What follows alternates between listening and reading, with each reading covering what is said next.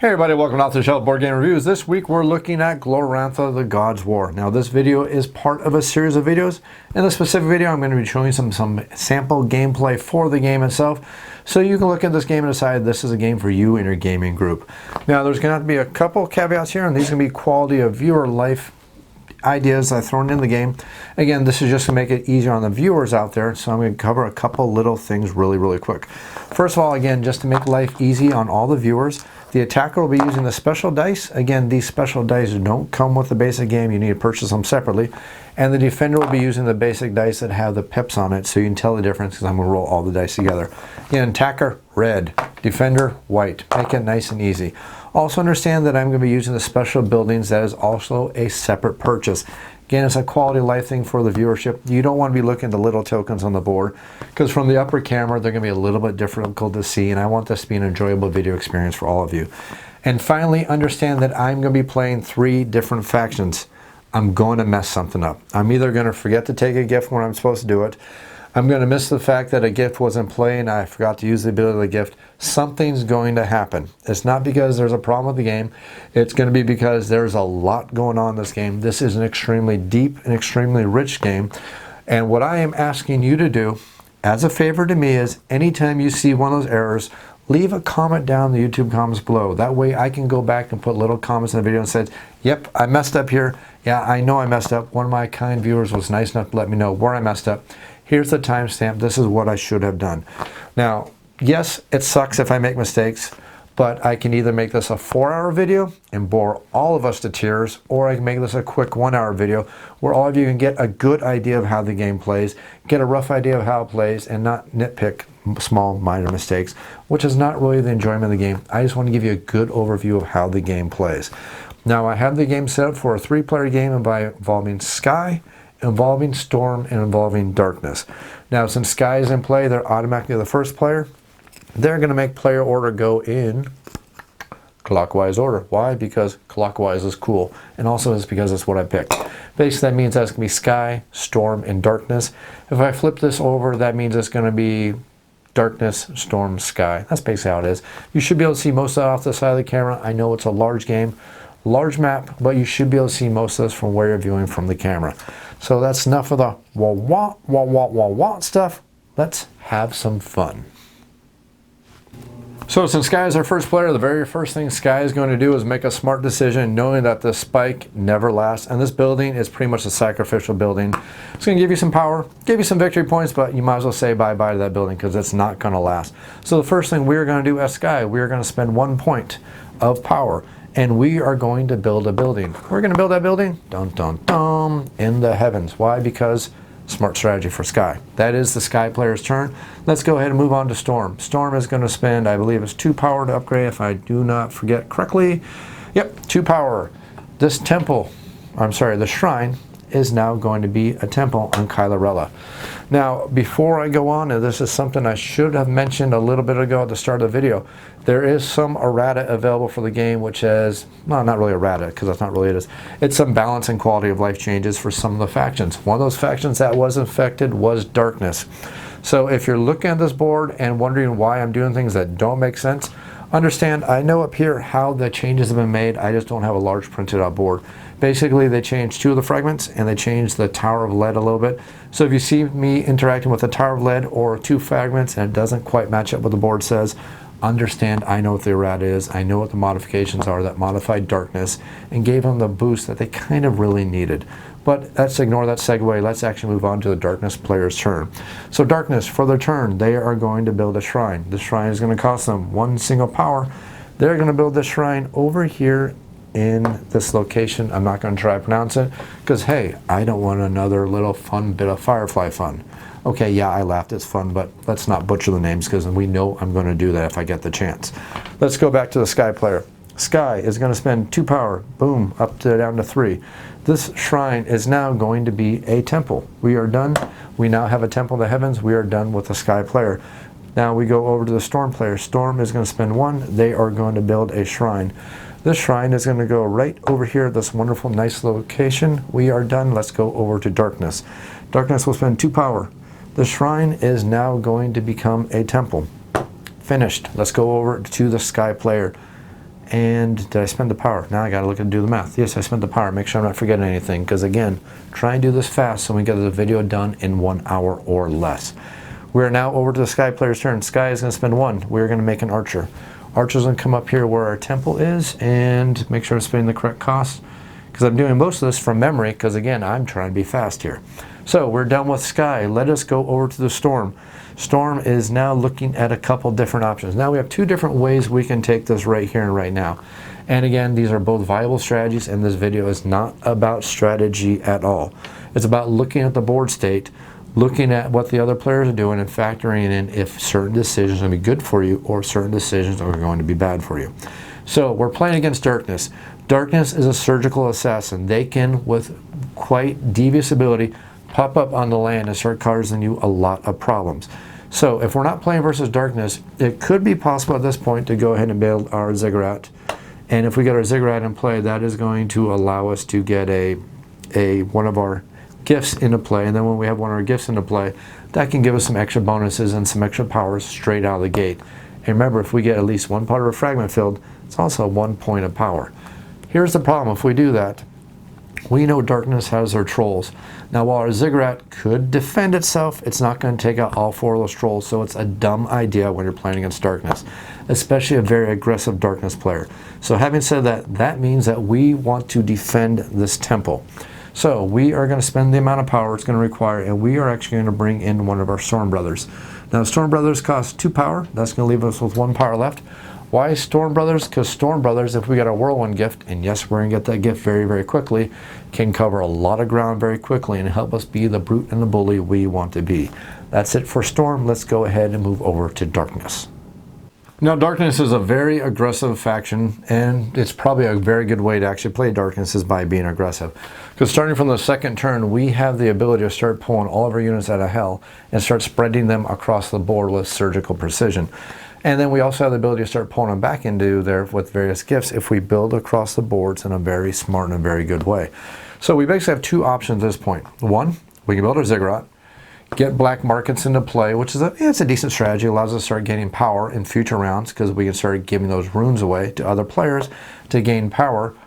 Or we can start planning for the Psycho Chomp and the Fear combination, which allows us to start sending in units anywhere we want when we win fights, and we want to fight as Darkness. So we're going to spend 1 power, and we are going to build a shrine, and we're going to build the shrine a couple different options. I'm actually thinking I'm going to build the shrine as close to a place that's going to allow me to start fighting with another player as quickly as possible. So I'm going to build the shrine. Actually, I'm deciding, I think I'm going to build the shrine right here. Probably, I'm kind of debating. This is a good spot right here, so I can go after Sky, first option. My second option is to build it right here, so I can go over Storm, which is also another option, or I can build up here. My only problem with building right here is I'm a wonderful target for Sky, especially if they get the ability to start launching their arrows down from the heavens onto the planet. So it's kind of a touchy location to build these locations, especially in a game versus Sky. So again, these are all the decisions we need to make. But anyways, we're going to spend the 1 power. And to make sure I didn't spend again, let's see, I've spent 4 power right here, so I should have 2 left because I haven't built anything else. So that is Darkness's turn. Let's go back to Sky, who still has 2 power left. Sky, on their turn, has a couple different options with their 2 power. Now, the 2 power is not enough to build their Ziggurat, which is unfortunate, but it is enough to get some more units out there, and it's also enough to get another shrine into play. Now, remember, shrines are victory points. We want victory points. So we are going to spend 1 power, and we are going to build another shrine. And we're going to build this shrine over here in the sea, or the Worm Sea. Now, a couple different strategic reasons to do that. It's kind of a safe location. It's kind of away from the other players. Yeah, granted, Darkness is a little bit close. But this is one of those locations that other players, for some reason psychologically, seem to miss that location. I don't know why, but every time I play this game, it always seems that whoever builds right there always stays safe around. So I'm going to abuse that knowledge, and I'm going to build down there. That's my 1 power. We are now going to go to Storm. Storm has 1 power left. 2 things we can do. Build a unit, which is going to give us some more power starting into the next round, and power meaning not power like the power bar, but actually the power to do things. Or we can build another shrine, which is going to be a victory point, not really that big of a deal. I would rather get some bruisers out on the board. So I'm going to spend 1 victory point or 1 power, and I'm going to bring out one of our berserkers. We now have 2 units over there. Everything is looking nice and awesome. That is it for Storm. Storm is out of it. Storm doesn't have any more power, so if it comes back to them, they are pretty much done. We are going to go over to Darkness, and Darkness has a couple different options. Their main thing that they are going to do is start getting ready for the future rounds, which means they are going to bring out a unit. So Darkness for the turn, they are going to burn 2 power, and they are going to summon their hero, if I can stretch all the way across the table. And we are going to bring our hero into play. Now, we have a couple different locations we can build. Well, okay, 2 locations we can build. And we're going to start thinking strategically. We know that Sky is possibly going to build here, and Storm is possibly going to build here. And we know that they're building up over here on the Kylarella. So we are going to think a little bit deviously, knowing that starting next round, we can start pulling our units out of hell pretty darn easily, thanks to our special ability of Hellborn, whatever it's called. Yeah, Hellborn. So we are going to spend the 2 power and put our hero right here, right at our temple. 2 things. Now our temple is defended, and also it's a good place to start bringing our trolls out, because we want one of these trolls to die, because that's going to be one of our fragment requirements for one of our gifts. That is it for Darkness. Darkness is power. The only person left with power now is Sky. Sky has 1 power, and they see that the board is looking a little bit cleaner for them, and they have less of a stress, so we are simply going to head and summon 1 more unit. We'll spend 1 power, we'll bring out 1 more archer, and that's going to end it for all of our players. All of our players are out of power, so let's go ahead and start the power phase. So the very first thing for all of our players during the power phase is everybody gains 1 power, because the spike has not shattered and the Chaos Rift is not open.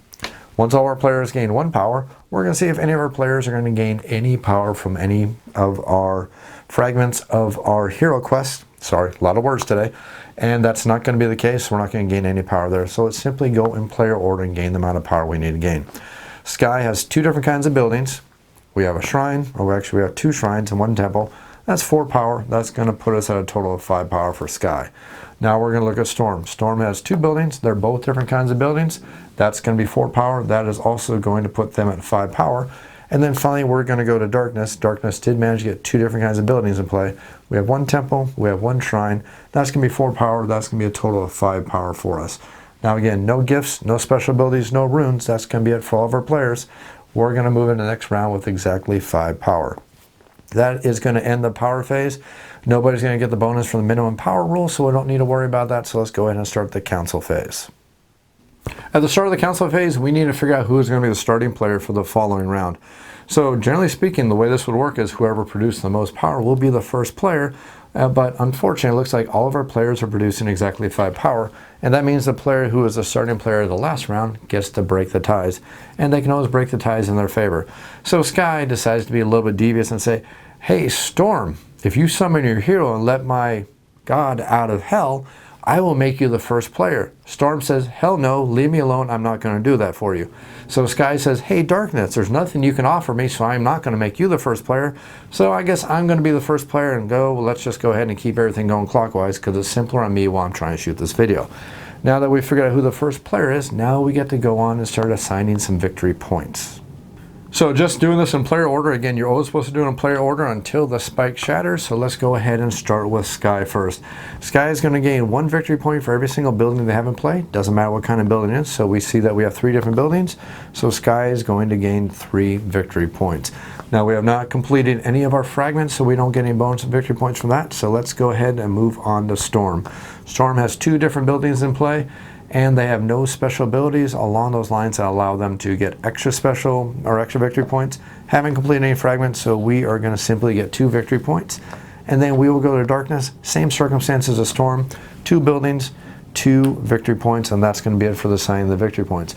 Now that everybody's had their victory points, now we get to go to the part of the council phase where players can use special abilities to gain some extra different things. So I don't want to mess this up, so I'm going to take a quick glance, make sure I'm not forgetting anybody's special abilities. And it doesn't look like I'm missing anybody who has council phase abilities. I think everybody has gifts. Me personally, my favorite faction is Invisible God. It's the one I play all the time. It's the one I memorized. I don't play these factions as often, so I'm going to kind of having to gander over here once in a while to make sure I'm not missing anything. And it's also why I'm pretty much guaranteeing I'll probably make at least one mistake here. Please forgive me when I do. So we are done with the council phase because the spike hasn't shattered. We haven't reached the great compromise. Let's go ahead and start round 2. And remember, starting in round 2, darkness has the ability to start sending units out of hell into any region on the board. And let's get devious. Let's go to Sky. On Sky's turn, they look over at Darkness and say, hey, Darkness, I hear Storm was making fun of you when your back was turned. How about I give you 1 rune as long as you attack Storm as the next player you attack? Of course, Darkness will say, yeah, I was going to do it anyway. Sure, go ahead and give me the rune. So Sky, as their action, will do their 1 action right here. It says the Great Decree, blah, blah, blah, blah, blah, something, something rune. You can read it when you play the game. And this is going to give us the ability to get our Sun Spirit, which is really nice and devious and makes us very, very happy. We do, unfortunately, have to give 1 rune to Darkness to keep that pack going. And I'm going to read this out loud, but normally when a player gains a rune, nobody else gets to see that rune except the player who got it. And this is air. It says gain 1 victory point, then relocate 1 unit, yours or an enemy's, from 1 area to another. No permission is needed if leaving hell. Really, really nice and powerful. A really cool card that I'm sure Sky would have loved to gain, but oh well. So that does cost us 1 power. That brings us down to 4 power. Now Storm is going to look over to Sky and say, oh gee, you're already working against me. I see how this is going to be. Guess who I'm going to stomp on next? So I'm going to start summoning some units over here, and I'm going to start taking out your shrines because that's just what I want to do. So we will spend 1 power, and we will summon one of our barbarians. Actually, you know what? Let's make this extra fun. Let's bring out our hero, our champion, which is going to cost 2 power. So it's going to bring us down from 5 down to 3. We now have our champion on the board, knowing that we're about to be attacked, and we better get that whirlwind power in play really, really quickly. So that is it for the Storm player. It is now Darkness's turn. Darkness will simply spend 1 power, and they will activate all 4 of their trolls. They'll go nom nom nom nom nom, and join over here. Now we have a little bit of an army, and now we can start doing some devious things, which Storm was already expecting. And that's why Storm was getting ready to start protecting the shrine. That costs us 1 power. Did I spend that already? I must have, because I only have 4 power left. That is it for our turn. We now get to go back over to the Sky player. Sky for their turn looks over to Storm and says, Storm, my buddy, my pal, my best friend, I need to share the wealth and the generosity. How would you like to gain 2 power because you're about to be attacked? Of course, Storm says, well, heck yeah, I'd love to gain 2 power. So Sky will spend 1 power, and Storm will gain 2 power, and then we will get another gift for Sky. Sky is going to go ahead and take the Call to Justice gift, and then we have completed a fragment. Guess what? That's victory points, and that is also power for us. That makes us very, very happy as a Sky player, because we know we're going to be losing the shrine pretty darn soon, so we're not even factoring it into the equation. That's it for the Sky player's turn. We spent 2 power. That means we're down to 3, and Storm gets to go now, and Storm says, I have a lot of options.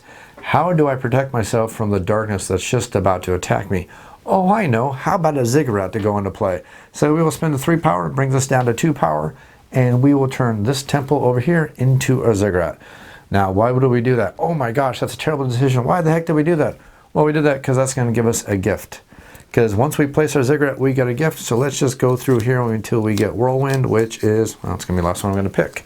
But hey, Whirlwind is a lot of fun. So if you're curious, how does Whirlwind work? It says pre-battle. When a battle is declared involving your unit, not a lone building, you may add 1 battle die to your combat title.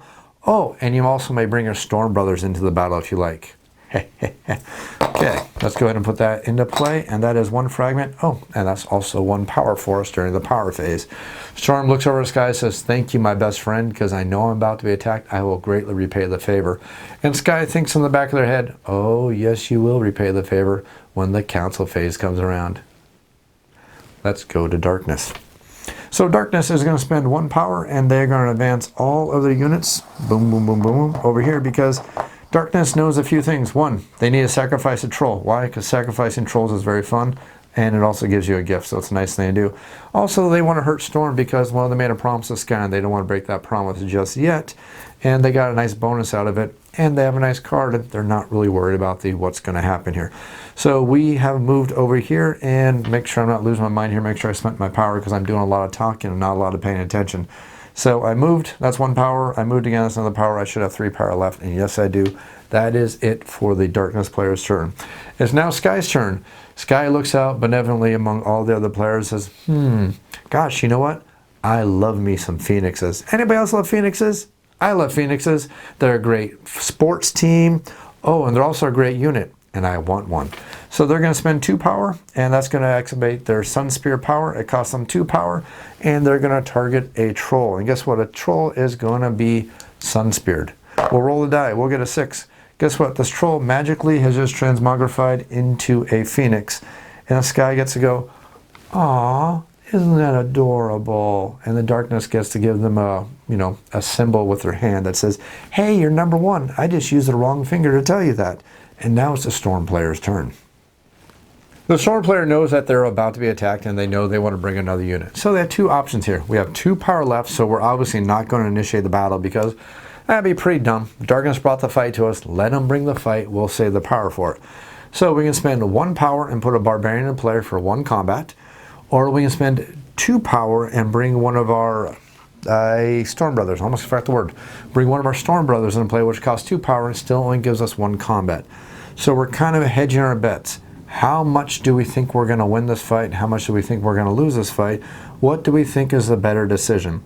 Because most likely, one of our units is probably going to die in this fight. So do we want it to be an expensive unit or a cheap unit? We want it to be a cheap unit, especially since they're both going to provide 1 attack only. So we're only going to spend 1 power. That allows us to bring a barbarian to play, and it also leaves us 1 power left, so we're not totally out of the round, because the worst thing to be happening in an area control game is to not have the power to do anything. Some factions thrive on having power when nobody else does. Not one of the factions in this game, but it is a really good strategy. So that's it for the Storm player. We now get to go to Darkness. Darkness knows that they are going to initiate a battle. Actually, wait. I could do something here right now. Do I want to do this just to show you some sample gameplay? It's not a great strategy. It could be a dumb idea, and not going to worry about it. We're going to initiate the fight. So unfortunately, since we don't have the skill that we want to have in play, which would be Hunger, if we had the Hunger gift, we know that the Spider Queen right here will be a lot more powerful. We don't have that, so we don't get to do that at all. So since we're the attacker, we decided that we don't have any pre-battle abilities that we want to do, so we can't perform any pre-battle abilities, so now it goes to the Defender. Now the Defender, oh yes, do they want to do a pre-battle ability? They want to use Whirlwind. Now remember, pre-battle. When a battle is declared involving your units, not a lone building, you may add 1 battle die to your combat total. So we know, remember, defenders are rolling the black and white dice, so we got 1 dice as the defender, 1 die as the defender. And then we are also going to relocate any Storm Brothers from any areas to the battle area. Well, here's a Storm Brother. Oh, let's bring the Storm Brother over here. So that is our complete use of that action. So we have 1 combat die from the Whirlwind. We have 1 combat die from the Barbarian. We have 1 combat die from the Storm Brother. And I believe my hero has 2 dice, if I'm not mistaken. Let me double check. Our champion has 2 combat dice. We're going to roll a total of 5 combat dice. So now let's go ahead and look over at the attacker. We have 1 per troll, if I remember correctly. I'm going to look across. So it should be 3 for the trolls. Yep. And then our mortal hero, the Mistress, will also produce 1 die.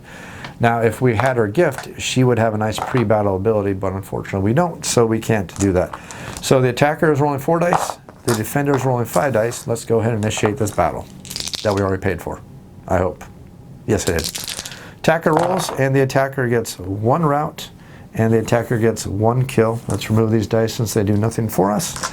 And then the defender is going to roll dice, and the defender is going to roll really well.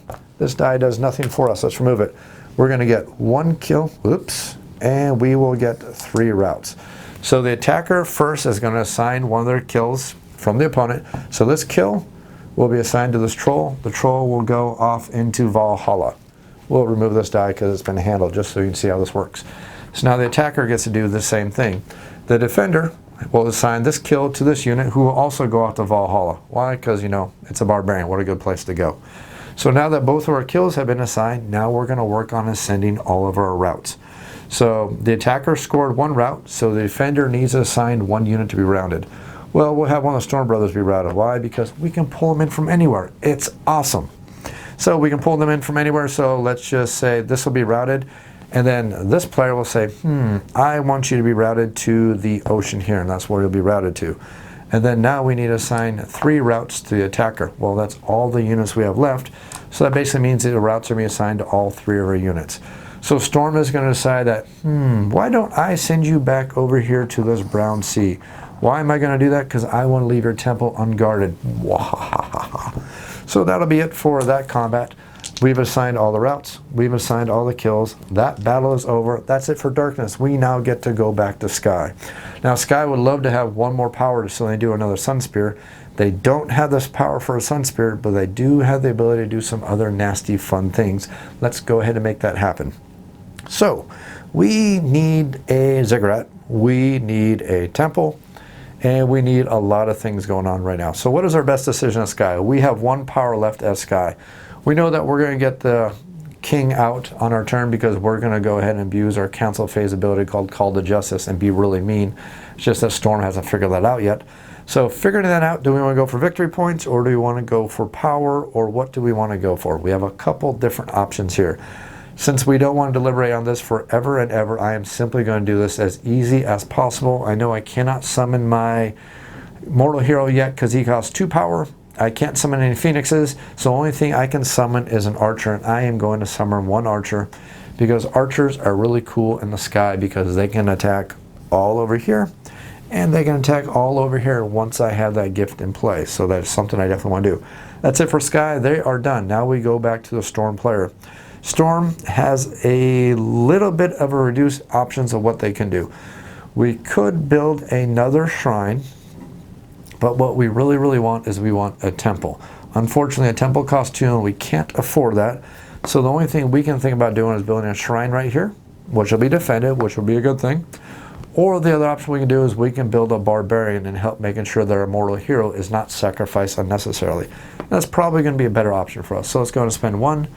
We are out of power. Let's bring our barbarian, and that ensures our mortal hero at least has some cannon fodder to take the kills for them. We're happy. We're good. Let's go ahead and move on now. Now Darkness has 2 power and the wonderful knowledge that they are the only one who has power left. They can do some damage. So first thing we need to do is, before anything happens, and I knew I'd do this at least once or twice, Darkness forgot to gain their gift for losing a unit in battle. I knew I'd forget it, but hey, at least I remembered it before I took my action. So there's one thing that here says lose a unit in battle. I lost my troll, which I want to do anyways. So we gain the hunger ability, and we're going to put that gift all the way over here. Now just to read it to you so you can see how cool hunger is. It says battle. Instead of rolling a die for the mistress for her combat roll, I may instead make 1 automatic kill or 2 automatic routes. So it's actually really cool. So that's a nice, very cool ability. So Darkness has 2 power left. What is Darkness going to do? Well, Darkness has a couple different options. 1, they can upgrade this to a shrine. But how about we hurt Sky and help us in the same process, because Sky was already really mean to us. We'll spend 1 power and we will move to this location right here, and we'll grin from ear to ear because Sky knows what's going to happen. And Sky can't do anything because they don't have any power left. Storm doesn't have any power left, so that just means that Darkness gets to take their action. Darkness will initiate a battle. A shrine cannot defend itself, cannot rout, cannot kill, so it's going to be destroyed, or it's going to be converted. We have a choice. We're going to decide to convert it. We're going to convert it to a shrine. That way we can start spawning some units at that location. That is it. All of our players are out of power, but let me go ahead and use this rune really quick here, really quickly. And it allows us to relocate units on the board if we like. Actually, I don't want to use that one quite yet. Nope, I am not going to use that one quite yet. I'm going to use it a little bit later so you can see some cool action and some cool abilities and how they all work. So that is it for the action phase. All of our players are out of action. Now we get to go to the power phase. So for the power phase, quick and easy and simple, since the spike is not shattered yet and the Chaos Rift is not in play, that means all of our players gain 1 power. Nice and super simple. 1 simple power for all of our players. So let's go and do this in player order. Again, when you do this normally, everybody's going to do this at the same time. Sky has 2 different kinds of buildings in play. We have a shrine, we have a temple.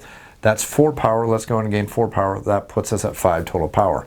We've also managed to complete at least, or we have a gift, at least 1 gift in one of our fragments. Sorry, confusing.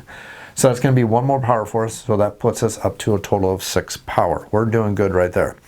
Now we get to go to Storm. Storm's turn, they are going to gain, they have 2 different kinds of buildings in play. We have our ziggurat and we have a shrine, so that's going to be 4 power. That puts them up to 5 power. They have at least 1 fragment, so that's going to put them up to a total of 6 power. And we are going to sacrifice 2 victory points using our special power phase ability, which will put us all the way up to 10 victory or 10 power. And the nice thing about this is this guarantees we are going to be player 1. We're going to have lots of fun.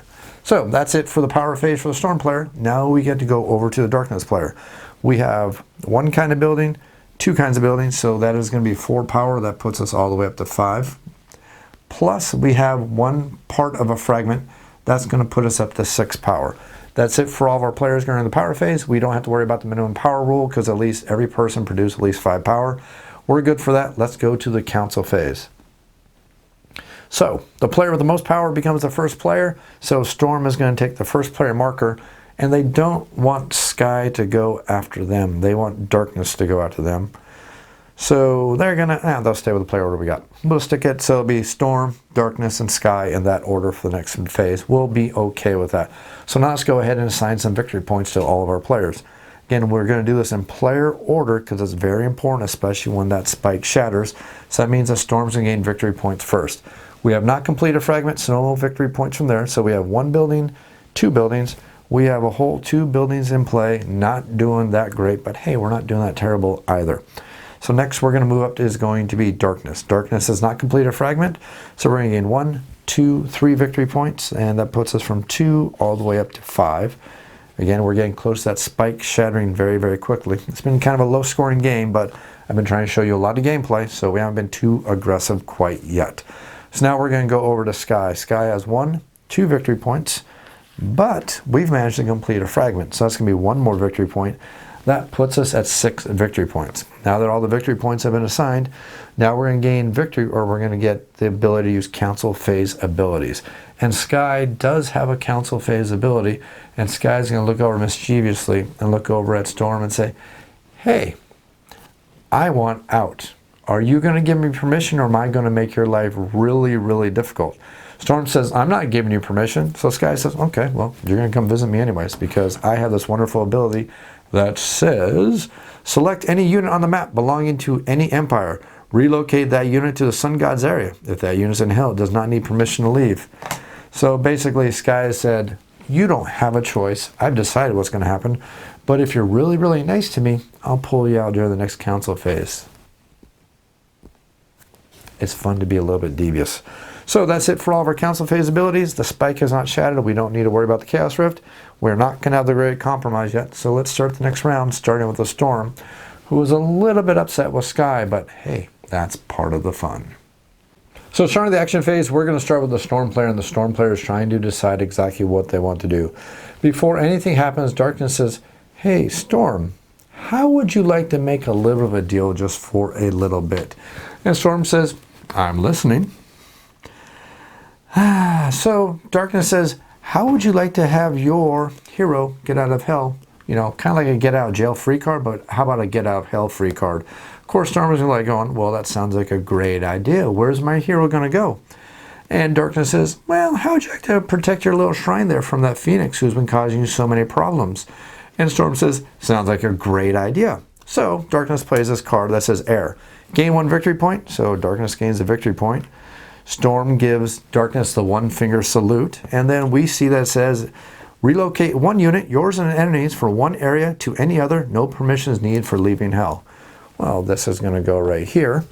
This card will be spent, and then Storm will look over and say, Sky, and say, hey, how would you like your Phoenix to go bye-bye? I know I would, so let's initiate a battle. So we will spend 1 power to initiate a battle. Before anything happens, we get to do the Bree battle abilities, which means we are going to bring in all of our Storm brothers into this fight. And of course, since we're the attacker, we're going to use the red dice. But since we use Whirlwind, we're going to gain 1 die. Plus we have 2, 3, 4 dice, so we're going to add 4 more combat dice to the combat here. And then the Phoenix, I believe they only roll 1 combat die unless I'm losing my mind. Nope, not losing my mind today. They get 1 combat die only. Now, Sky does not have any pre-battle abilities as the defender, so let's go ahead and move on to the battle phase, where we will simply just roll the dice and hope for 1 kill. And we got it in spades. Let's see if the Phoenix can make anything happen. Well, they'll get one route at least, so not a total loss. So the first things first is we need to assign kills. So the defender, in this case, since the attacker only got one kill, that's all we need to worry about. We'll kill the Phoenix. Phoenix goes back, and before I forget, I'm going to gain a gift from that. Don't let me forget this time. And then we're going to have a whole bunch of routes, but they're not going to mean anything because there's no other units in this battle. Then we get to assign one route from the defender to one of our units. We'll go ahead and route our Sky brother. We'll say, hey, he'll route. Where's he going to go? Well, Sky's going to say, well, you're going to go to that temple because you were just mean to me, and I'm hoping you're going to go take out Darkness as a revenge for me because I'm really, really annoyed. So that's it for a battle. Our battle is complete. Now we need to pick out which gift Storm is going to gain from this action. And I think I know which one I want. And just got to find it, Single combat. Single combat, pre-battle. If your champion is involved in the battle, either roll his 2 battle dice first and then inflict results before continuing with the rest of the battle, or add 1 battle die to your total. Always lots of fun.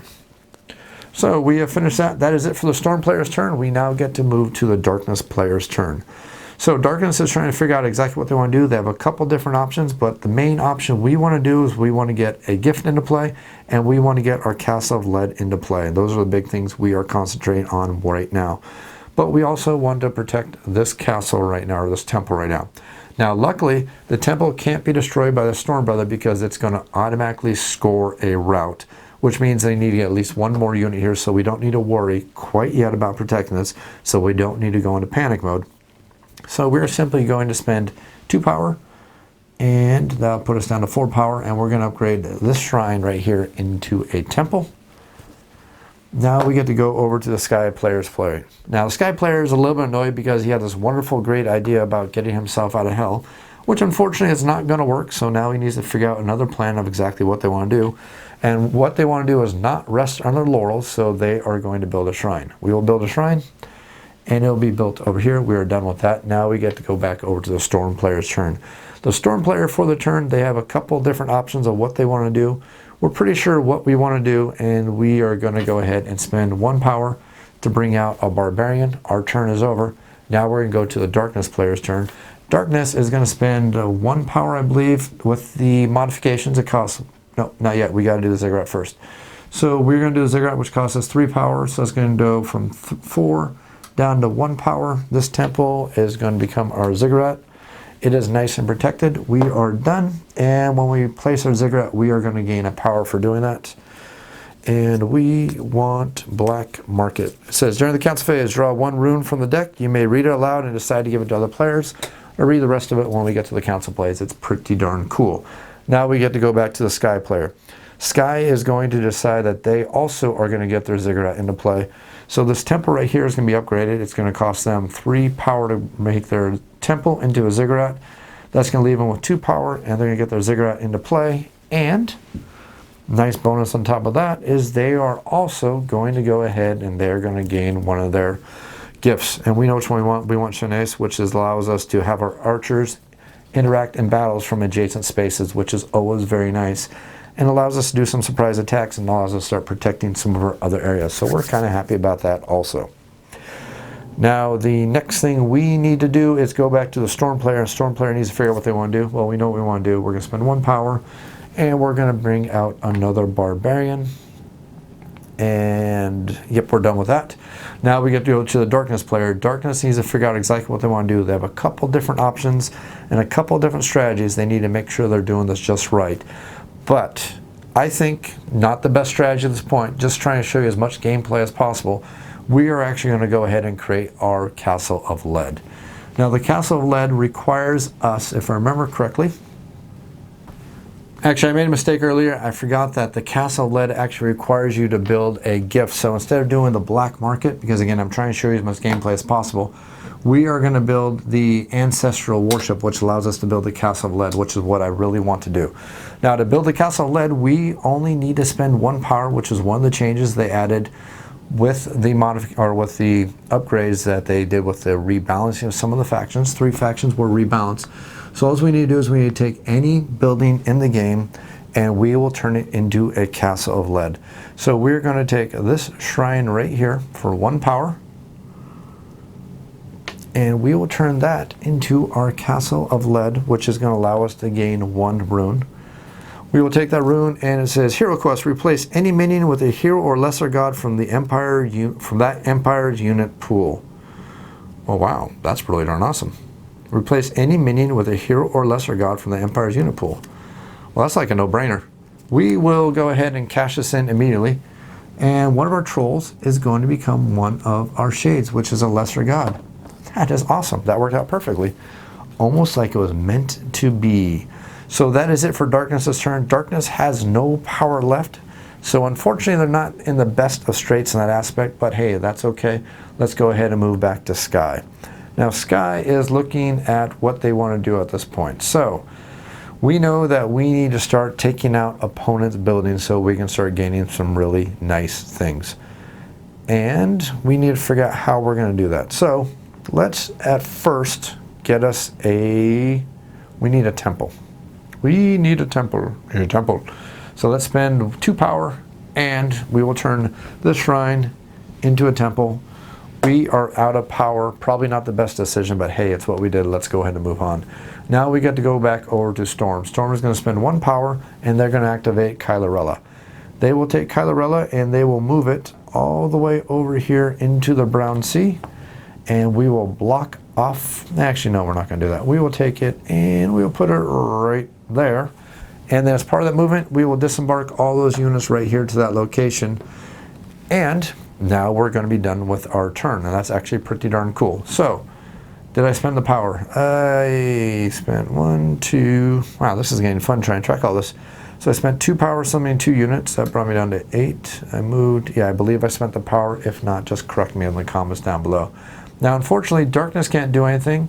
Unfortunately, Sky can't do anything. So, hey, Storm gets to have lots and lots of fun. Storm is going to go ahead and pay 1 power to initiate a battle, and we'll initiate the battle right here in this location right here. So, a temple will cause 1 route, so we don't need to roll any dice. We know we're going to get 1 route. We'll just pick this unit to route. It'll be routed back to our ziggurat. We will destroy this temple, and instead of actually destroying it, we will replace it with one of our temples, and that'll be it for our turn. And now we have all the power. We have 5 power. Let's start having a lot of fun and start gaining a lot of broad control over the board. And heck, let's go ahead and shatter that spike. So we will spend 1 power. We will bring out a shrine right here. Let's spend 1 power. We'll bring out a shrine right here. No, I'm not playing smart, but I'm just trying to show you as much gameplay as absolutely possible.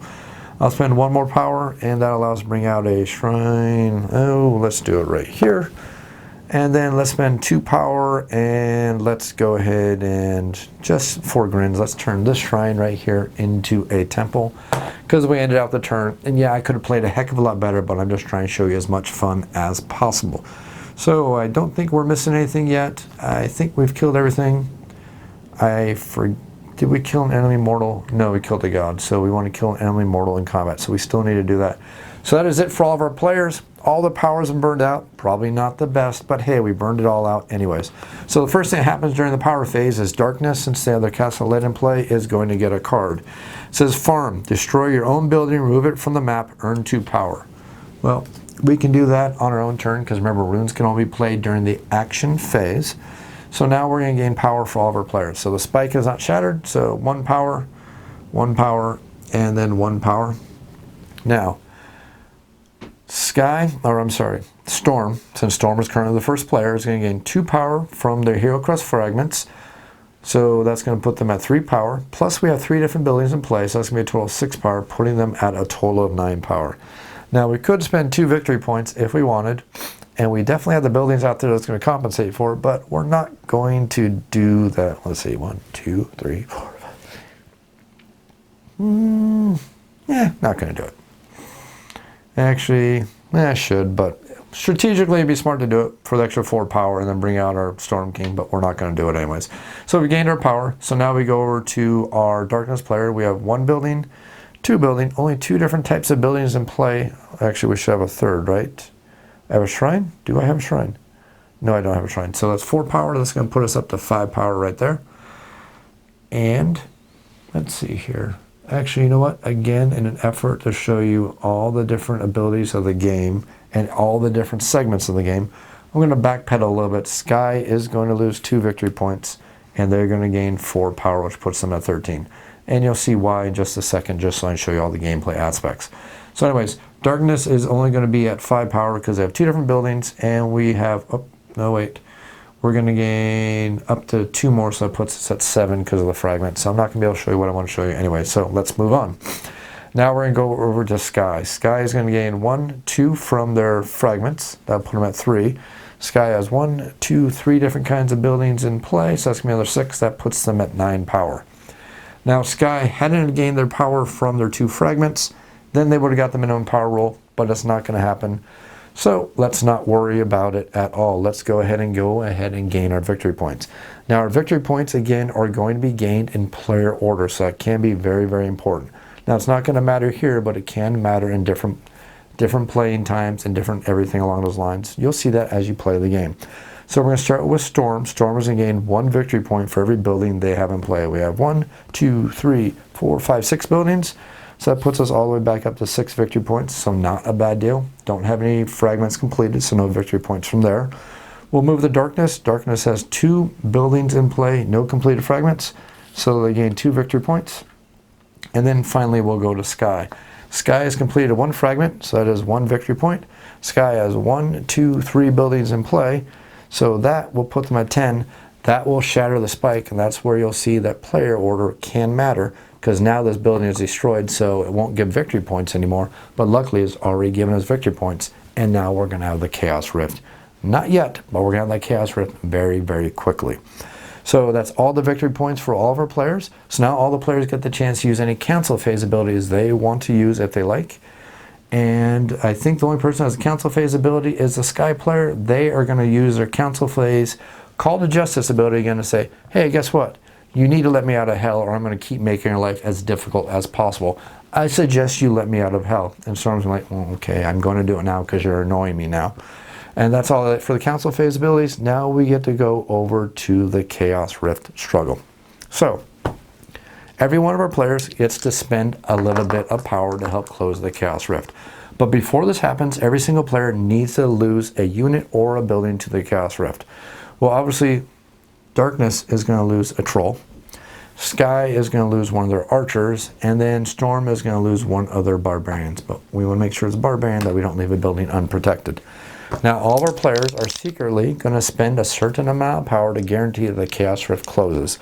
Now, there's a lot of strategy involved here, but we're going to do this very easily, and I'm just going to roll the dice because I want to show you how this all works. So the die roll is how much power Sky is going to spend.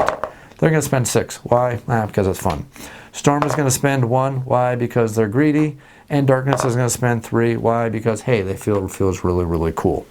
So, all of our players are going to spend their power. We're going to go down to 3 power for Sky.